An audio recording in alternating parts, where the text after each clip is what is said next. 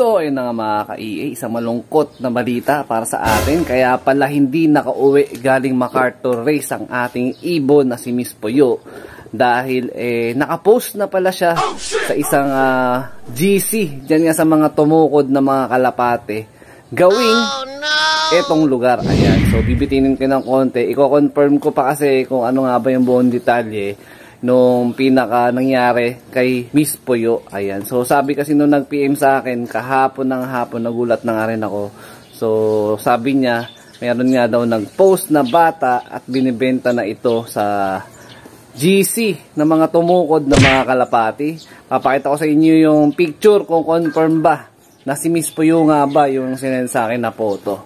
So ang update, nag-vaccine tayo kagabi ng mga wires natin, breeder tsaka mga pliers natin, pinagbabaksinan natin. Kahapon na ako nag-vaccine, kagabi pala I mean. So gabi namin ginawa ng mga tropang kalapatids para mas mahaba yung lifespan ng mismong vaccine.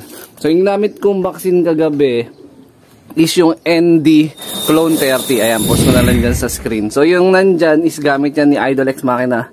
Dyan natin yan ginaya kay Idol X Machina. So lahat ng players natin dito is vaccinated na. Ayan.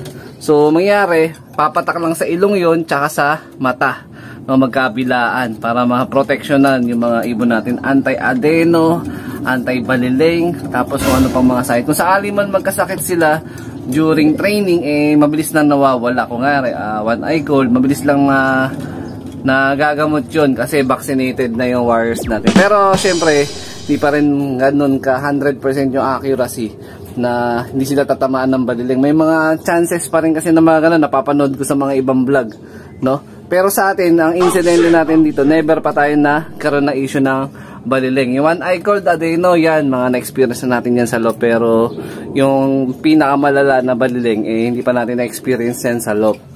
A few moments later. So ito na mga kalapatids, kasabay nga ng pag-vaccine ko sa mga pliers, syempre yung mga breeder natin is once a year is kasabay natin na binabaksinan din yan, pang booster nila. Tapos yung 2 days old na YB dito sa may bandang ilalim, kasabay na pinatakan ko. Kaya lang yung isa, kapipisa lang kaninang madaling araw. Ayan. So hindi na nahabol. Ayan, no. Yun, no. Mga young birds pa. Nandito rin yung pinaposter natin na rektang anak ni Miss Puyo. Ayan. So speaking of Miss Puyo, ang huling bitaw kasi talaga ni Miss Puyo is Matnog Sursugun lang. Nagsiyo tomorrow pa siya sa atin nun. So wala talaga siya totally markings ng tawid dagat. Ayan mga kalapatid. So ano yun, kumbaga suntok sabon na rin yung pagsali talaga natin sa National MacArthur Race. Pero kasi di ba may mga chances naman yung ibang kalapatids natin na iba nga nagalang kung nagbibitaw ng or nagmamarkings ng ibon na kalapati, nakakauwi naman. So sa pagkakataon to, hindi tayo pinalad. Hanggang sa kahapon ng hapon, pagka-uwi ko galing nga dun sa pinagbilihan ng vaccine, meron nag-chat sa akin. So ito papost ko dyan sa screen. Ayan. Uy, si Miss Puyo mo ata yung nandun sa bata pinibenta sa akin. So yun, no, nabasa nyo nga dyan sa video na kino-confirm niya. Tinatanong ng isang concerned followers kung sa atin nga ba yun. Hanggang sa nag-chat na nga kami at ito yung mga naging conversation namin mga kalapatids. Binibenta ng bata, sinubukan ko ipatry sa iyo ata yung sir. Palawan, layo ng natuuran idol. Doon pa siya sa bata, binenta nga sa akin. Sabi ko, nabitawan niya na lang. Ayaw raw umalis. Sige po, mamaya po, nasa kabilang barangay kasi sila. Pabidyohan ko na lang. Sabi niya ko, ayaw ko rin bilhin, palitan na lang daw ng manok.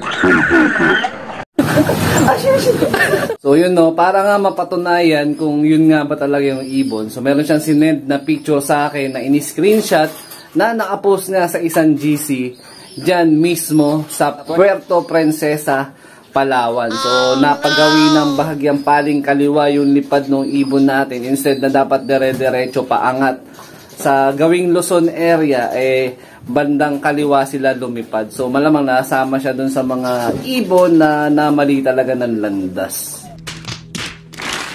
At ito nga yung actual na picture na pinakita sa akin, screenshot. Ayan, tukod kayo dyan. Ayan, binibenta na sa isang tukod na GC. Ayun yung pangalan. Sinusubukan ko rin i-trace yung pangalan na yan sa Facebook pero wala. So, ang binigay na option dun sa nag-send sa atin yan is gustong ibenta sa kanya sa halagang 1.3 at gusto pa palitan pa ng manok. Kaya lang sabi ko dun sa concerned followers, wag nang pag-aksayahan ng pera yung ibon natin. Ayan. So, dun sa nakahuli o kung tumukod man yung ibon natin na si Miss Puyo. Ayan. So, bahala na sa'yo si Lord kung ano ba mangyari. Baka siguro matindi rin yung pangangailangan niya. O kung makakatulong naman yung pera na pagbebentahan yan, siya wala naman problema. Basta importante alam natin na buhay. Tsaka maaalagaan possible si Miss Puyo. Kung balang araw at maalagaan siya at makawala dyan sa mismo makakabili sa kanya. Kung para sa atin talaga si Miss Puyo, kagaya ng kay Mina to, is para sa atin talaga siya. So sa ngayon, ang alam natin, kaya pala hindi nakauwi ang ating ibon na si Miss Puyo rather, is naligaw siya ng ladas, namali siya ng tukod. Ayan, namali siya ng pinagpuntahan. So, yun, masaya ako na malungkot kasi malungkot. Siyempre, hindi nakauwi sa atin si Miss Puyo. Pero masaya ako kasi kahit papano, andyan siya, hindi siya totally na disgrasya ng palko, no, kung ano pa man. So, dun sa makakabili sa kanya, alagaan mo na maigi si Miss Puyo. Tama po ba yun? So, ayun na nga mga kalapatid. So, ang ending is wala na si Miss Puyo. So, iniiwan ko pa naman lagi na nakabukas yung pinaka-pliers lock natin sa labas kasi nagbabakasakali nga ako balang araw makakauwi si Miss Puyo. Pero sa pagkakataon to, confirm siya talaga yon.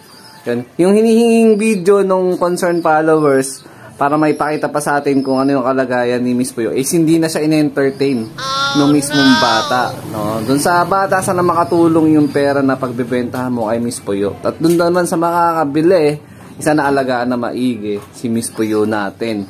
Dahil dito hindi natin siya pinapabayaan. At yun. So kung sakali magkaroon ng anak at magkaroon ng resulta yung mga possible na iaanak sa'yo, is-update mo na lang ako. Yan. Huwag ka mahiya na i-PM ako dito sa EA Love TV Facebook page natin. Ayan. So mangyari, kailangan na natin mag-move on. So meron naman tayo dito mga anak niya. 3 yun. So may mga susubukan tayong mga bloodline nun. So, yan. Sana maging okay pa rin si Miss Puyo hanggang sa mga susunod na mga panahon. So, move na tayo sa panibagong journey ng karera natin. So, marahil dito ko natatapusin yung video na to. Yan. Shoutout sa mga solid supporter natin dyan. Siyempre, huwag kakalimutan mag-like, comment, and share. Talagang sobrang, siguro kaya napatukod siya kasi sobrang layo na nga nilipad niya. Namalilan talaga siya ng tumbok ng lipad. So, yun. So, ingat mga kalapatids. Keep safe. God bless. Yan na.